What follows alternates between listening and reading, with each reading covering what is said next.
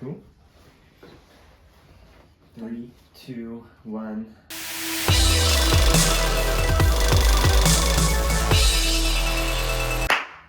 Welcome to the first episode of Movie Roll Call. My first guest today will be Stefanie. And while there are no qualifications to be here, I feel inclined to tell you why I chose you to be on the Fantastic Four episode. Honestly, there's like 4 reasons. 1, I feel like out of all of our friends, you are more so inclined to watch and enjoy superhero movies. Okay. 2, we're essentially already co-stars. Check us out on 911 Nashville this fall.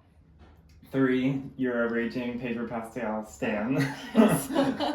And 4, you studied film, and that's just the last. So I know you enjoy this as much as I do, and so I figured this would be a good first episode for Fantastic Four. Thank you for having me. I appreciate it. Okay, but I am really excited because I haven't talked to anyone about this movie. I haven't reviewed it. Me either. And I'm really itching to get into it. Yeah.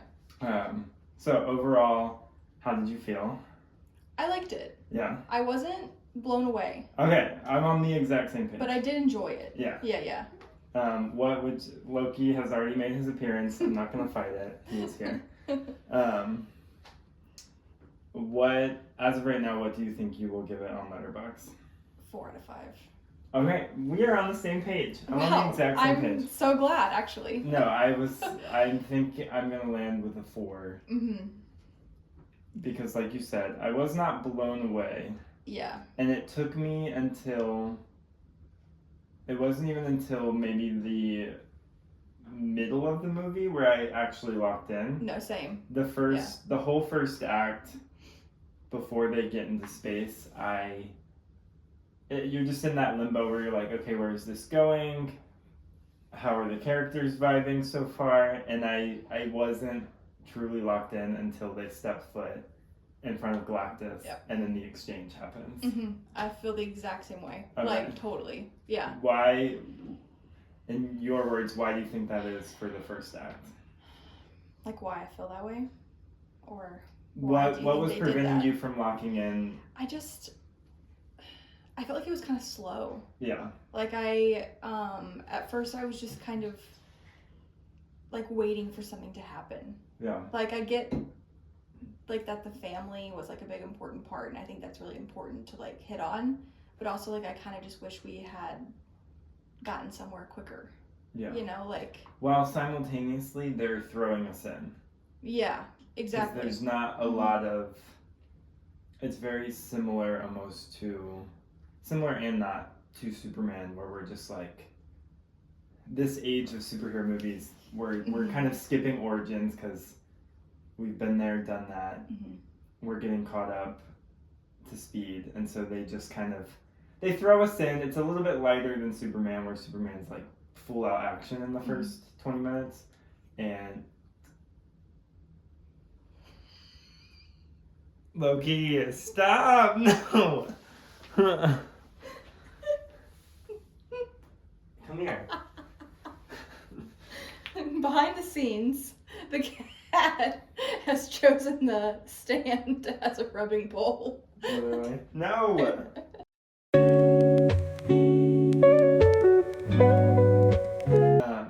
So yeah, the movie dives right into the action for Superman, and Fantastic Four is similar in a way where it kind of gives us that quick montage. This is what the heroes have been doing. They're established as heroes. We exist in their world already. But it was a little bit different than Superman because of how it was very dialogue heavy, which I don't mind. Right, me either. But I think it was...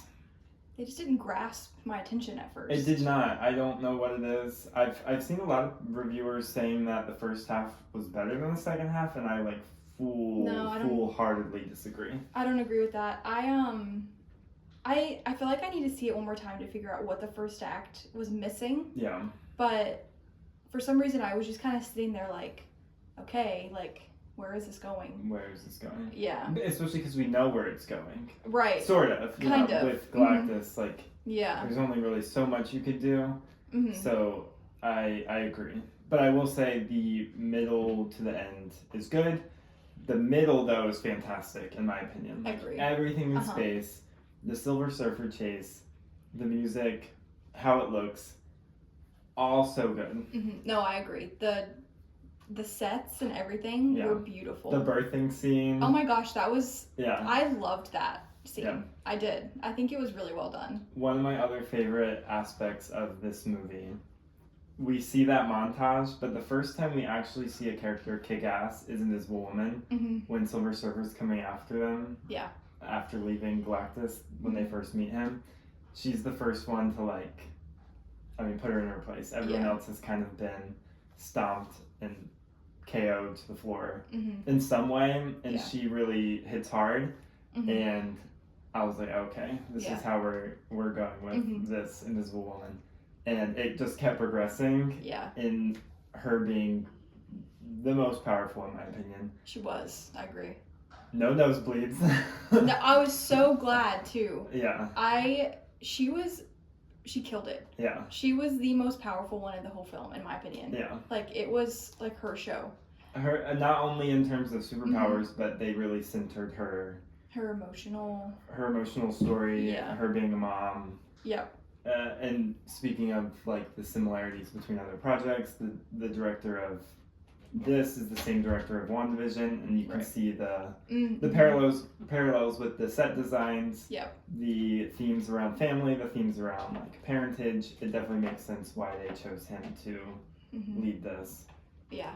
And he did a really good job. You can tell. I've seen a lot where they've cut stuff away from this movie. I don't know if you've seen that. I don't think so. But there's a whole character with the actor John Malkovich. Okay. He's in the trailers, but he's not in the movie. Yeah, I noticed. I remember. There's a lot of shots in the trailers that aren't in the movie. So I don't know what happened there. Interesting. I wonder if they just didn't want to go that direction. I don't know. Yeah. Because in a way it feels a little safe, the movie as a whole. It does feel safe. But it seems to be being well received despite that. And I've seen a lot of people saying it's the best looking Marvel movie ever, and I also disagree with that. Oh, really? I think the space sequences look incredible, especially if you're comparing the middle acts, and I don't want to compare too much between, but that's also what you do when movies come out in the same time span. But oddly enough, Superman and Fantastic Four both have black hole scenes.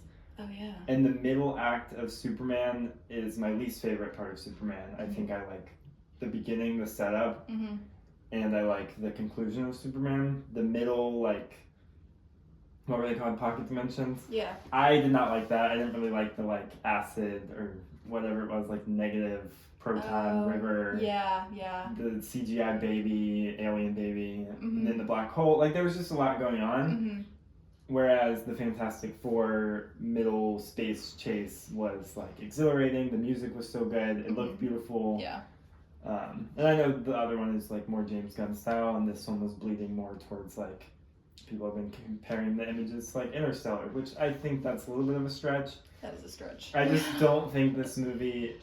I think it's good looking, but there's definitely some bad CGI spots, and I don't think it's the best looking Marvel movie. I think in terms of color and set design, it was really spot on to Fantastic Four. Yeah. I think they did a great job with that, but I don't know about best looking Marvel movie. But it was very colorful, very pretty, and it definitely hit on the nail with the time period that it was supposed to be. The aesthetic. Yeah, the aesthetic of it was great. No, the 60s future retroism was a great idea to help it stand apart. Oh yeah, it stands apart between all the other ones. Yeah. So I would agree with that for sure. Pause.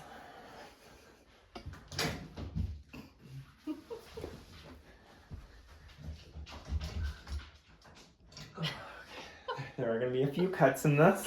A few things going to be cut out. That's fine. The camera might be doing this every once in a while. That's okay. It's It's like having a cat. Okay, but back to aesthetic. Having the same director as WandaVision, I am a little bit sad because I almost wonder how much was cut away and what the original scope of the movie was. but I think what we got is good, and what definitely stands out the most, in my opinion, is the characterization. Even though it wasn't really there in the first half. I knew it was gonna happen. I knew it.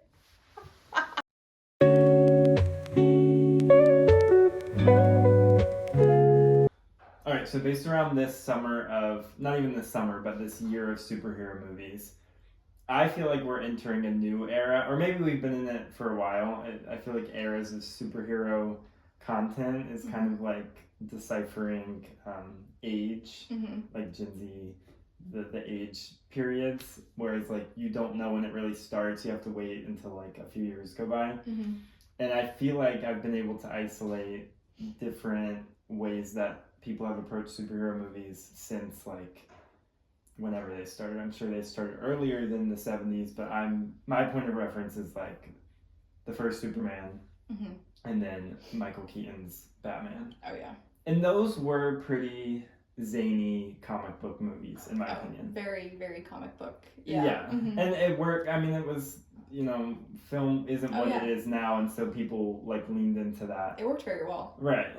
And then we get into like the early 2000s. We have Spider-Man, still very kind of gimmicky, comic-y. X-Men a little bit, but X-Men definitely dialed down the comic like suits. They gave them all the black suits, like stuff like that. And then we get into like the Dark Knight trilogy, and then we get into Man of Steel. And I feel like as we enter the 2010s, it's like almost grayscale for superhero movies, with the exception of like some Marvel things, because Marvel was still willing to adapt like Asgard and magic and do those things, whereas I feel like DC was a little bit shy of that for a while. But everything was just kind of gray and a little bit dull, and if it was like a colorful suit in the comics, it was a darker version of that color. Like Man of Steel is a good example. The suit is dark blue instead of light blue.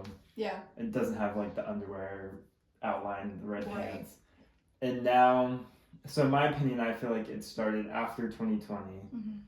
Maybe in line with like superhero fatigue, which I don't really believe in, but I think audiences got a little numb. And then you have things like WandaVision that bring in comic-y outfits, even if it was like a gimmick episode, like it wasn't actually her suit, they still like showed us, and we loved it. I feel like I at least loved it. And then we've slowly started to see like more comic book gimmicky, colorful things arrive since then. And so especially this summer, I feel like Superman and Fantastic Four are like very, very, very comic book oriented, and like you can even trace it back to Galactus. Like Galactus in the second Fantastic Four movie in 2000, like 8 or 9, I don't know. 7, 8, something like that. And yeah. Galactus is like a cloud, because they probably, I'm sure the movie makers were like, oh, the audiences won't trust this like ginormous man coming down to Earth and like trying to eat it.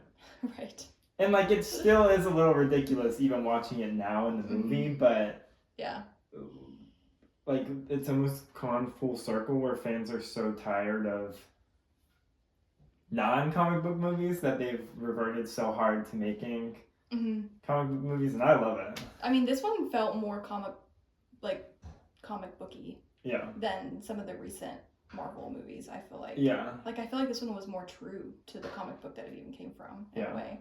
I haven't read them, but like just from like hearing other people talk about them, kind of it seems very close. I agree.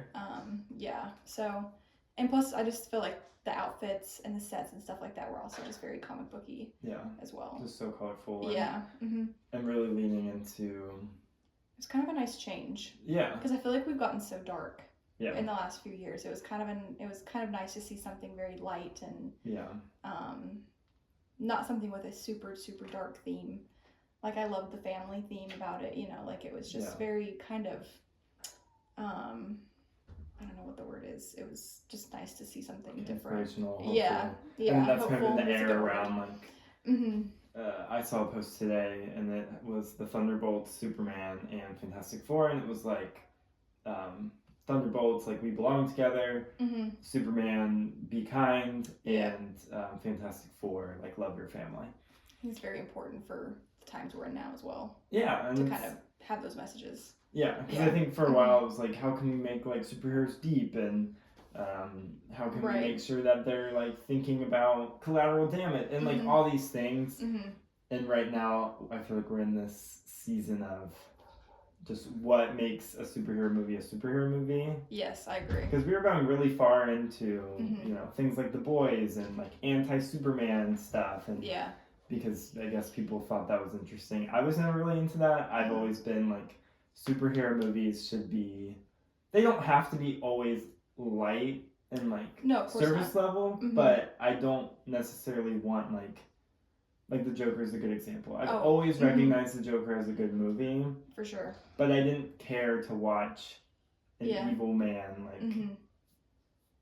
like, I get there's a lot of nuance there, but, like, I'm just not that interested in it. I want to watch the hopeful Superman and the Avengers. Exactly. This was very refreshing. Yeah. To see that, you know, kind of just, it was refreshing, I think. No, I agree. So with I guess we're at 4 superhero movies of the year.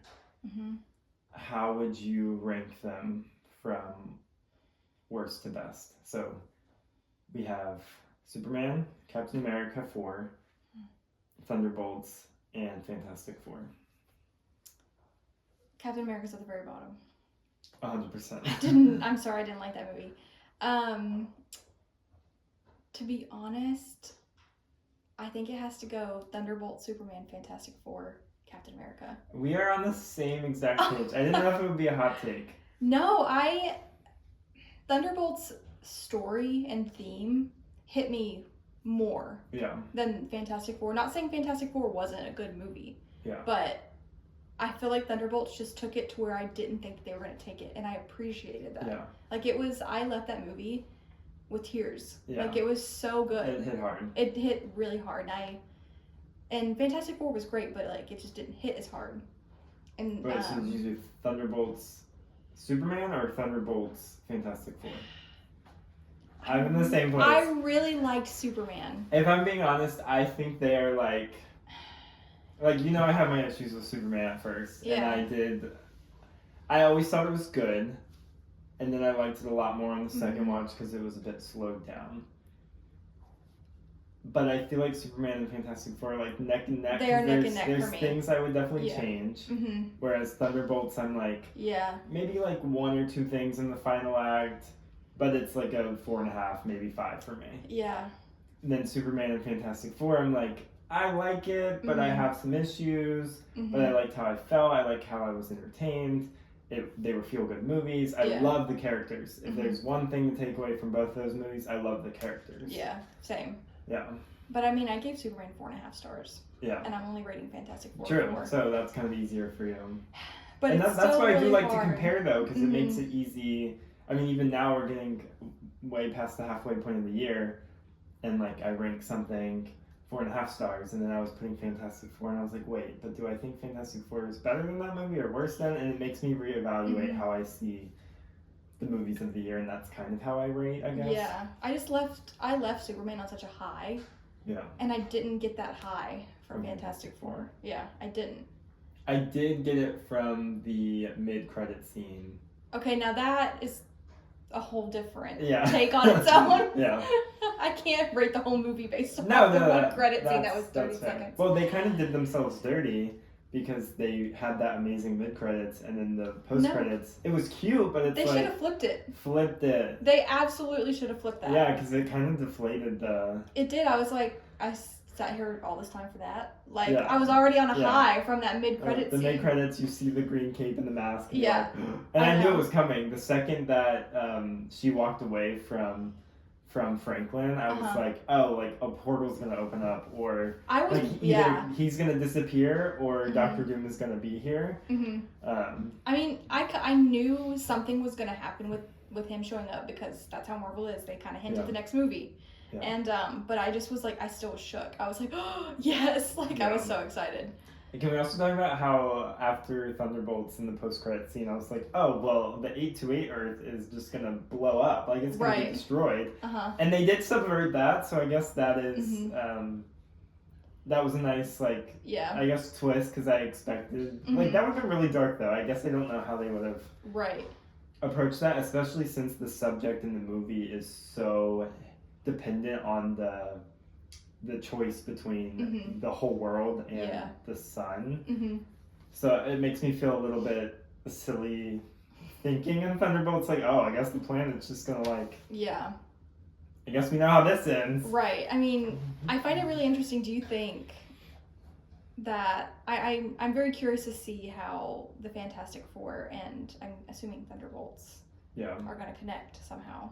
Well, at this point it seems like we have 3 different categories going into Doomsday. Well, kind of 4. You have the Thunderbolts team. Yes. You have whatever Sam Wilson team he puts together, maybe him, Thor, and Shuri. Yeah. Maybe Captain Marvel, but like she hasn't been confirmed for Doomsday. So you have those 2 pockets of the Avengers. You have the Fantastic Four from a different Earth, who won't even know these people. Yeah. And then you have the entire, not the entire, but the extended cast of X-Men joining the picture too, which I still don't, like, in the moment it's going to be great, but I just don't know how I, like, fully feel about that. Yeah. I'm going to have to rewatch the X-Men for this movie because I've seen them, but it's been so long. I can give you, like, a condensed list. Perfect. Yeah. The highlight reel. Yeah, I just was never a big fan of them. I hate to say that. Like, no one come at me for saying that, but... I mean, they're like, foundational for early 2000s superhero, like, vamping what is now the culture of superhero movies, but in hindsight, like, some of them aren't great. It's very wishy-washy, you know. A lot of fucks was back and forth, but... But I'm just excited to see the Fantastic Four come into this world where, you know, the Avengers were and all of that. Like, it's just, and the new Avengers. Yeah, and like, what's the dynamic there? You have a lot of people who are quote-unquote leaders now. I feel like you have Elena, you have Bucky, you have Sam, you have Reed Richards, Doctor Strange. Like, you have a lot of... Not necessarily egos, but you have a lot of people who are, and I mean, honestly, even Sue Storm in that movie, she was very, I feel like they kind of co-led where Reed's like, this is the brains, this is what's happening, and Sue was like almost like the administrator, get everyone in line. And it really worked. I liked I feel like she had a commanding presence. She stole most of the show for me. I do feel like I agree. Johnny is my favorite. Johnny, he did a great job. Yeah. Joseph Quinn had some doubters, but such a good job. No, so good. He did so good. Him and Vanessa stole it for me. Like, don't get me wrong, I love Pedro. Yeah, I'm shocked. I love Pedro, but I think I went in expecting him to steal the show for me, and I don't know. I'm not sure. I mean, don't get me wrong. He did a great job with the character because I feel like he did a great job showing, like, the intelligence, but also he's just, I feel like he's... The strife, too. He's very, quiet, and he did a great job showing that. I read a lot of reviews where people were like, he wasn't, like, loud enough. Like, he was just kind of he was almost just kind of there. And I was like, I think that's the point. I think that's who he is. And like, he's very, I agree with that. He's especially very thoughtful, with an intellectual, like, they're not going to be the biggest... Unless it's Tony Stark with an ego, but like Reed's not the same in that way, and he does feel a little bit not smaller, but a little bit more to the side in this movie. But again, I think that there might be some of that re-editing because Ben, the Thing, also kind of falls to the wayside a little bit. And that's one of the things I wrote down was I wish we could see more of him and Reed, and I'm hoping in Doomsday that we do get to see that because I would love to get to see more of Reed's, like, power. Yeah. And everything that I feel like we saw of his power was in the trailer, so I wasn't shocked, and I think that that's why he didn't shock me. Yeah. Is because all the things that we saw of him, I saw in the trailer. And it's not like this isn't a movie that has a lot of powers. It doesn't. In it, like it doesn't at all. I don't know if they're skirting around it or if they wanted to make more, like, lean towards drama a little bit, because they definitely do one scene that really stood out to me, outside of the birth scene, was when Reed comes to the whole team and basically says he's thought about the fact that, you know, the only option may be to give away his son, and Sue was like, whoa, I can't believe you even thought about that. Right. And when that she was reaches such a her, good like, scene. he's coming closer to her, and she's like, I, like, don't want to be bothered, and just goes invisible. Like, almost dramatic enough to be, you know, almost feels like not a Marvel movie for a second. And that's not a dog, it's just like a... Right. Sometimes we're not given time to sit with characters in a fast-paced action superhero movie, and I liked that that tension point there. Yeah, I mean, I'm just, as a Pedro lover, I'm excited to see more of him in Doomsday. Yeah. I just feel like I didn't get to see a lot of him as Reed as I wanted to, I think, is where I was going with that. You know, but it was nice to have Vanessa be, Sue Storm be the... kind of focal point. Yeah, I loved that. I feel like it worked really well with the storyline that they chose. With, yeah. You know, Franklin being the... Up for grabs. Yeah, for grabs with Galactus. So do you feel like we are in this comic almost renaissance of adaptations becoming more true to... I know you said you haven't read a lot of comic books, but I guess I'm more curious from your perspective than as someone who doesn't know comic books, looking at like the past decade of movies and the grayscale and the like militant, like there's such a history of taking something either magical or colorful in comics and then giving them like metal suit. Like Falcon's a good example. Like Falcon, I'm sure he has metal like armor in comics now, but traditionally he's like red and white and has a little bit of superpowers aside from just like mechanical. And the translation to the MCU is a fully like militant, you know, uniform per se. Yeah. Which is interesting because at the same time they're still willing to adapt Doctor Strange and Wanda and like they're bringing in magic. But it's sometimes it was subdued until now, which I feel like, you know, WandaVision and Agatha and Doctor Strange, and they're accepting that a little bit more. I do feel like Marvel has done a good job of branching out and transitioning really well from Iron Man in a world where there's no superpowers to now where we've got aliens and magic and sorcery and like all the things, and the transition from that was pretty smooth. But still they like grounded things in some ways. And I feel like DC does that a lot with especially Batman. Yes. But do you feel like we're in a comic book renaissance of adaptations? I don't know. Yeah. I mean... Well, also, do you believe in superhero fatigue? No. I enjoyed them wholeheartedly. Yeah. Like... Give me a good superhero movie. I'm there for the action, for the story. Like, I'm there to escape. So what do you think about that we are now? Anytime a movie, especially Marvel, comes out, it's, oh my gosh, we're so back.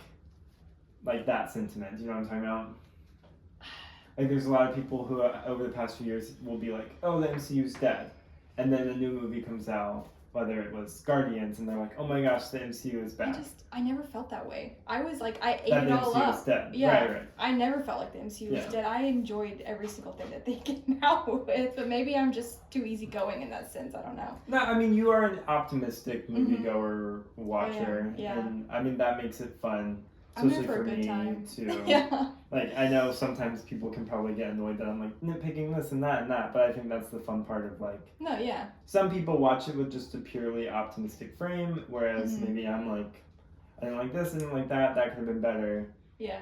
But I definitely do not believe the like MCU's dead. I think they had some missteps. Yeah. Oh, for sure. But if you look me dead in the eye and you're like, oh, the MCU's back, and I'm like, from where? Like when? Show me the time period where it died. I can't show you one. Right. Yeah. Because they'd release like Thor 4 and it was like, oh, okay, that sucked. And then they'd release Guardians and like, oh, well, that was great. But I can't say like they're dead because just because they had there a was movie one that bad wasn't project great. and there was a good one. Yeah. And there was another one that was like, and then there was another good one. So like, show me the time period where they were dead. Because Guardians 3 was fantastic. fantastic. Black Panther 2 is cried great. the whole time. Like, I could go on and on about, like, amazing movies from Phase 4 and 5. I agree. And now we're in 6. But, like, I mean, it started in Phase 4 where people were really complaining about, like, a big thing that was going around a lot was quality over quantity. And I definitely understood that. Marvel was releasing a lot. Yeah. But I still felt like we were in, like, net positive range where most of the projects were good. Like, Phase 4 has some of my favorite. Yeah. WandaVision is one of my favorite Marvel things ever made, but it's also one of my favorite things ever made. Right.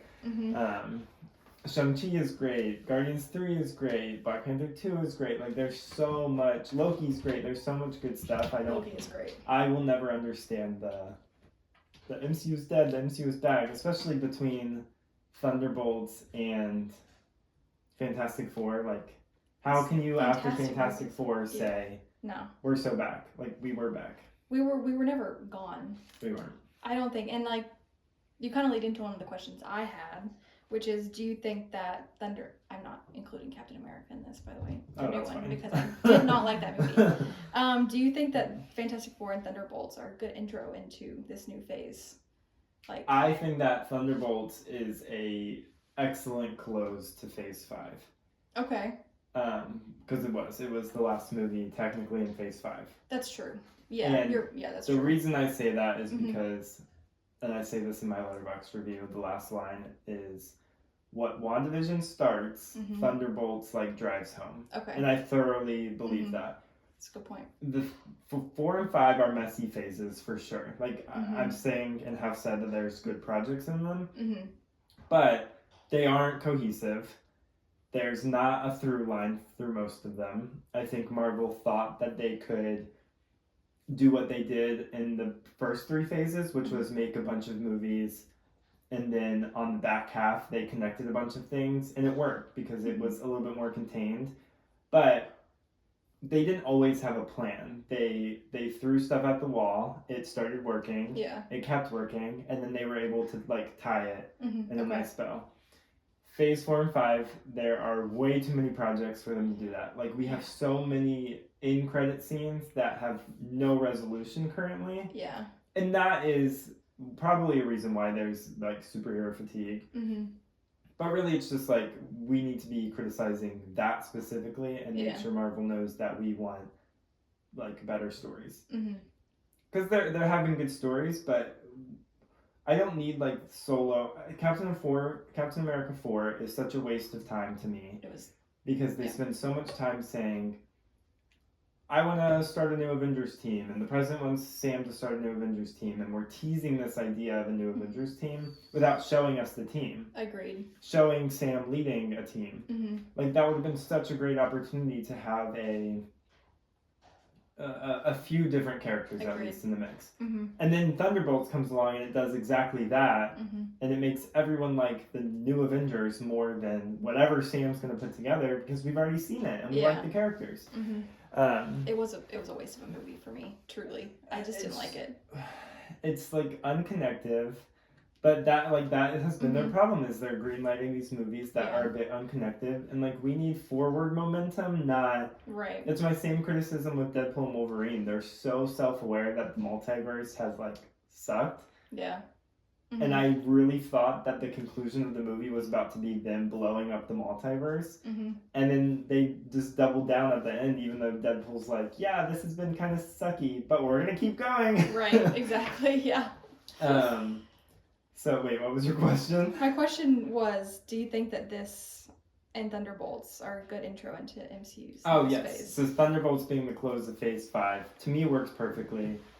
Because it connects a few things. It gave me, like, a nice through line between Black Widow, The Falcon and the Winter Soldier, Ant-Man and the Wasp. Like, it connected all those projects, and it made it seem more like Phase 1 and 2. Okay. Like, oh, okay, you take these projects, and they all lead up to Thunderbolts, almost like the Avengers did. And that felt so much cleaner. So in hindsight, I wish they had, like, kind of gone back, maybe gone through that route faster. Built up to that. But then you have the corners where they're leading up to the Young Avengers, like Hawkeye setting up Kate Bishop and Miss Marvel and WandaVision and Agatha, you know, the twins. So, like, I like a lot of stuff that happened in Phase 4 and 5. But most, and specifically, I like the connections between WandaVision and Thunderbolts and a few other projects in there. They all deal with, like, grief and trauma. And I think that has been fitting for the time period that we've been in and coming out of COVID and, you know, all the other mess that we've been dealing with. So I think that works. The Fantastic Four being the start of Phase 6, I guess makes sense. I feel like we're in a little bit of uncharted territory. It makes sense to me. It's like Marvel's first family. I feel like we're kind of just starting fresh. Yeah, it feels a little Captain Marvel almost, where they're like, let's go back in time. We're kind of rewriting history a little bit. Here's a new first family. Right? And I guess it works so that they don't have to spend time being like, well, where was Fantastic Four when all the other stuff was happening? Why didn't they help with Thanos? Why didn't they help with that? Kind of that age-old Marvel question. So it does get them around that. Yeah. I think it's interesting going from, like, this is the kickoff of Phase 6, and then we're immediately about to jump into big Avengers movies. I think we're just in, like, really uncharted territory, and I think that's okay. Because the recent post-credit scenes have been more connective recently. Have. Because especially the end of Thunderbolts, you've got Fantastic Four, and then you get the Fantastic Four movie. Yeah. And then you kind of see... at the end of Fantastic Four with Doctor Doom, you do see what kind of where it's going, like the direction it's headed, which I appreciate. Yeah. It makes you more excited for the new Avengers. I mean, I was already excited, but it's also like I kind of know where they're taking it at the same time. Do you think that Doctor Doom takes Franklin, and that's part of this whole? Absolutely. Is that going to be part of all of like the new Avengers, maybe, or why Fantastic Four shows up to this new world? Yes. I mean, I guess I'm still iffy on like how does Dr. Doom get to our Earth? Is he from our he's probably not. True. Yeah. My biggest thing is, you know, still seeing how they're gonna handle the RDJ stuff, because it's just like, would there be any criticism about Dr. Doom as a character coming in if he weren't RDJ? Or is that driving conversation? Like, I can't tell if it's smart. Interesting. That's a good question. You know what I mean? Yeah. Because like if some big actor was playing Doom who's never been in the MCU, I think we'd all just be genuinely excited. Yeah. But because it's RDJ, there's a little bit of different sections of people who are like, I don't know about this. Like, how are they going to handle this? Is he going to be a variant of Iron Man?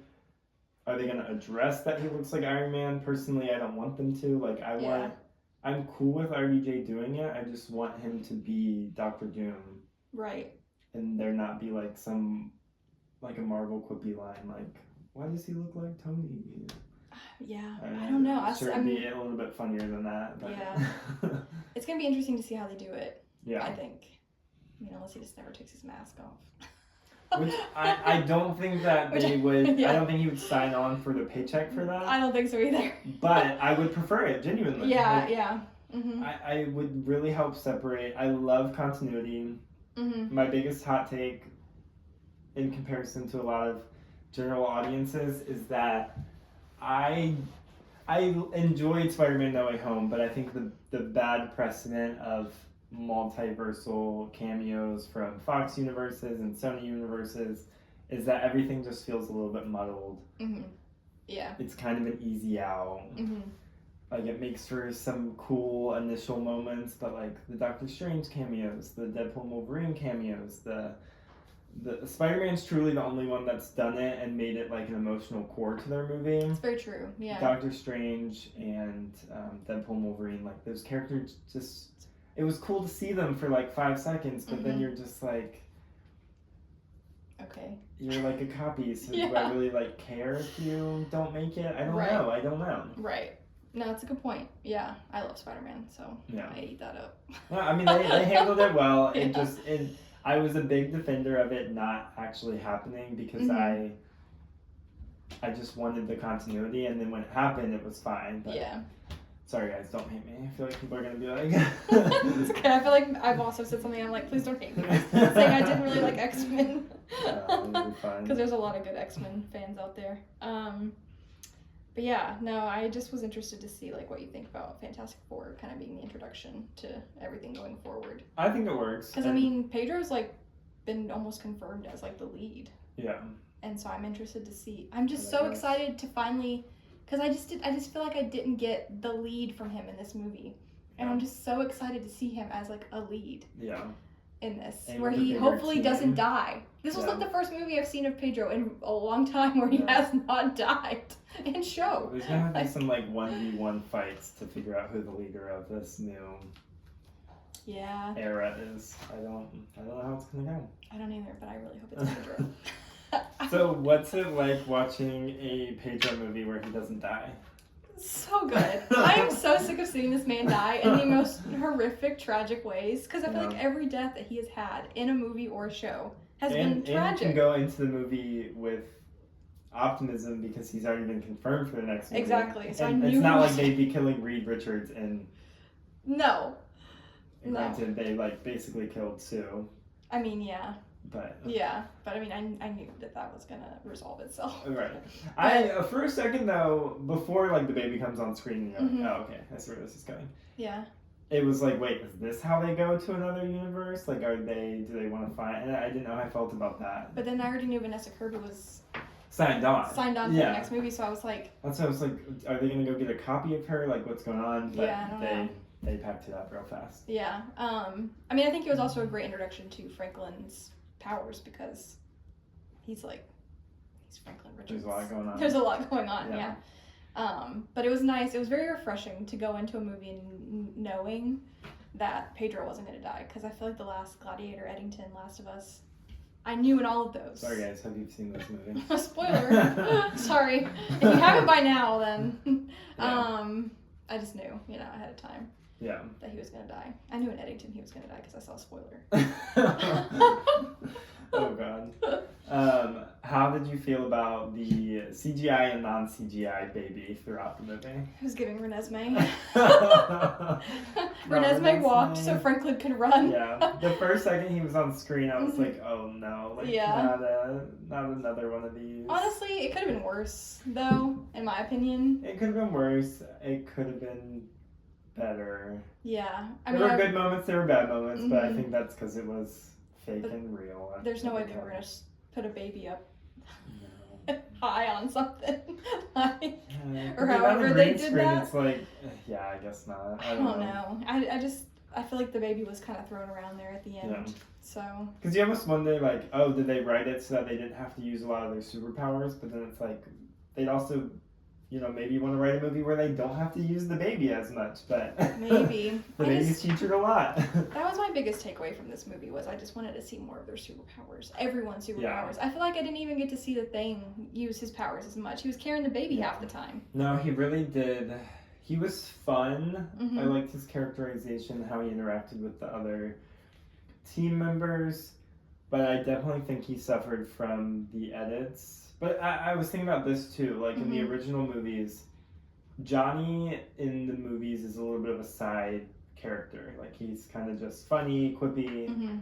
He has some like emotional beats in the original 2 movies, but the Thing is given a much bigger emphasis, especially in the first movie. Yep. He's going through the like, am I a monster? Everyone thinks I look hideous. His wife, which is like the saddest storyline. Yeah. With Laurie Holden from The Walking Dead. I liked that we didn't have to deal with that.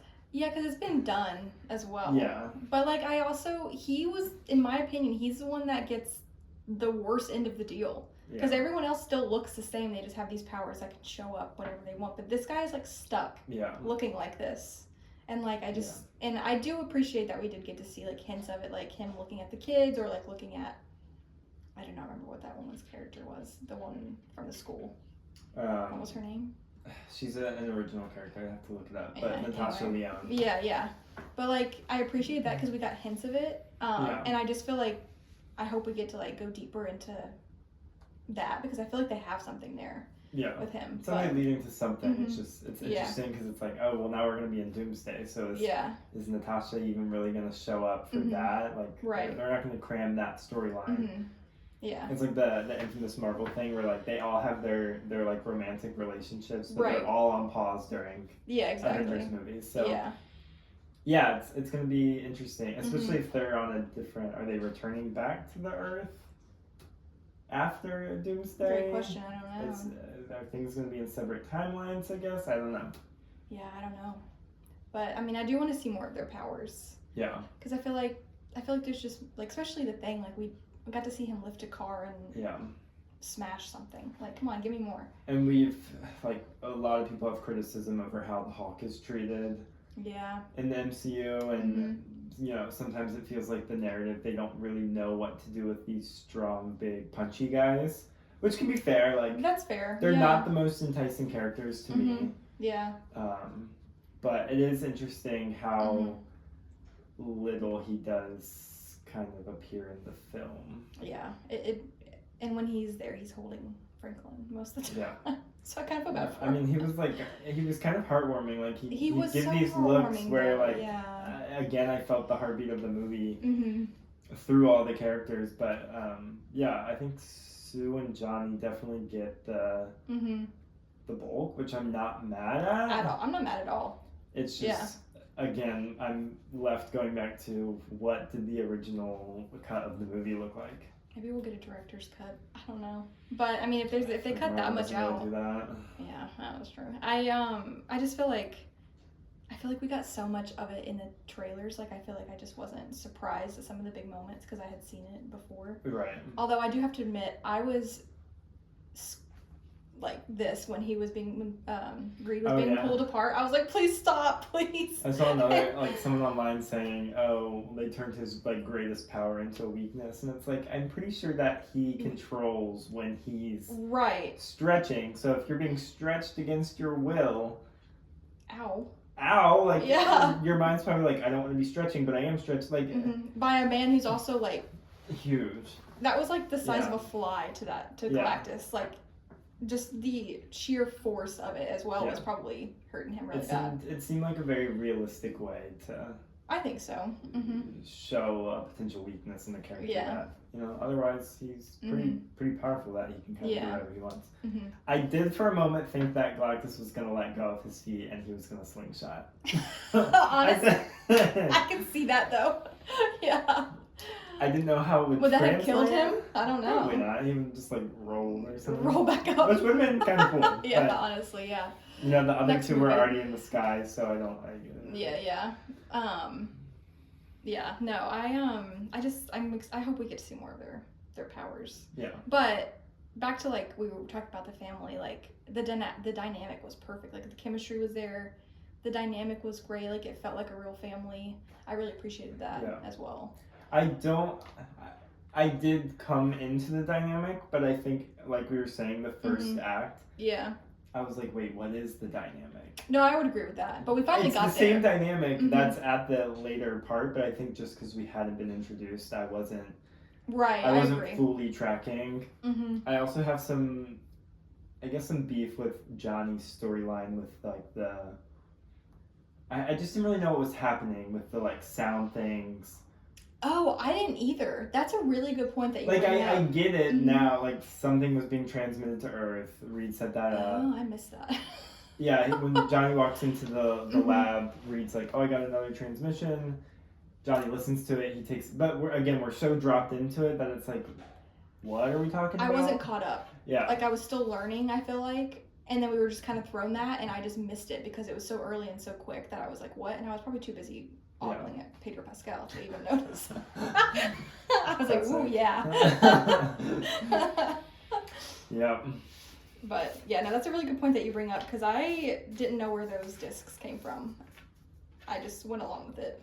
Yeah. I was and like, all right. Every once in a while, in every act of the movie, it cuts to Johnny, like, sitting at his little But I do appreciate that they gave him more of a character other than just womanizer guy that lights on fire. Yeah, because it was still there, but he was still smart. Because another thing is like feel like they made him look dumb in some of the other ones, but he's not dumb. Yeah. He was very smart, and I appreciate that they gave him. Yeah, I mean, these are all people. They're all astronauts. That's exactly what I was about to say. Yeah. They aren't dumb. Which can be a little weird because you're like, what are the odds that you, your wife, your brother-in-law, and your best friend all get cleared? But I guess when you're like rich and you build a bunch of stuff and you're famous, you can do that and go to space with whoever you want. Like, and if they all were kind of together in this astronaut world anyway, like so maybe that's how they met. I don't know. It's like a little convenient, but it is very convenient. I'll allow it. It's fine. I did see someone also have a criticism that this movie felt a little bit too much like The Incredibles, which is kind of ironic, right? Isn't The Incredibles based off of Fantastic Four? Yeah. So, I mean... Like, the power sets are the same. It's the exact same. Like, the Thing and Mr. Incredible. Then you have Reed and Elastigirl. Yeah. And then you have Violet and the Invisible One. Dash is the only one with a different power. But then, like, Jack is a kind of a combination of a lot of them, and Franklin, and Johnny. Like, right. And then the 60s aesthetic. But, like, again, The Incredibles was made in the 2000s. Yeah. Fantastic Four was already around, was written in the 60s. So I don't think that's fair. It's not fair. Everything is already based off of something, in my opinion, anyway. Like, we all get our ideas from something, and it's just twisted. Right. But, like, that's already been confirmed, so that's not even an argument at this point. Right. Like, it's so similar. Yeah. Yeah. Any other questions? Well, do you think that Galactus was a strong enough villain? No. Thank you. I agree. Do you agree? I do agree. Okay. It didn't hit right for me. It did not fully hit. He did feel decently menacing at the midpoint when we first meet him. He's a little bit menacing there. And then just kind of like, it just kind of fizzles out a little bit, and I don't... Yeah. For someone who's supposed to be bringing the end of the world, it didn't feel like calamity. Even though, like I said earlier, I was expecting the Earth to be destroyed. Yeah, originally. Right.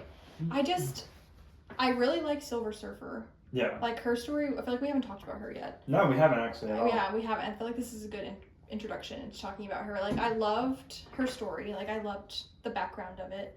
But, like, Galactus just wasn't hitting right for me. I was like, for this all-powerful being, he just seems like too powerful or something. You know what I mean? Like, it just seems too easy or something. I didn't necessarily get that he felt too powerful, though. Like, I think I'm saying it wrong. I just mean, like... He just wasn't intimidating enough? Yeah, he was just kind of there. And he stomped around and he had this big machine that sucked up planets. Okay. Yeah. Give us a fight, the conclusion is pretty quick. Yeah. And as much as I love that they gave Sue the ability, which, again, I saw someone say, like, comparing the two versions, and they were like, but she literally died. And I was like, that's not the point. She didn't have a nosebleed. She stretched her powers to the max where she's pushing Galactus. Which was such a good part of the movie. Such a good part of the movie. Again, doubling down on my need for Susan Storm to be as powerful as she is. She's making force fields. Like, the mama bear came out in her at that moment. Yes, and I so much appreciated that. So glad that she's not just no hate. I loved, in a campy way, Jessica Alba's version, but Jessica Alba just makes she makes a big bubble every so often, but you know, and Vanessa's version was making whole ships invisible and while also giving birth. Yeah. That's awesome. Yeah. Yeah, like that was such a... I can't speak higher. Honestly, we should go see an IMAX because I want to watch the space sequence. I would love to see it in IMAX. I'd see it again. Like, I want to see it again. Yeah. Let's go. Okay. Well, thank you for joining the first official episode of Movie Roll Call. You've officially been doing this as long as me. Yeah. And listeners, thank you guys for tuning in, and hopefully you follow along for more. Bye. Thank you. Thanks. Bye.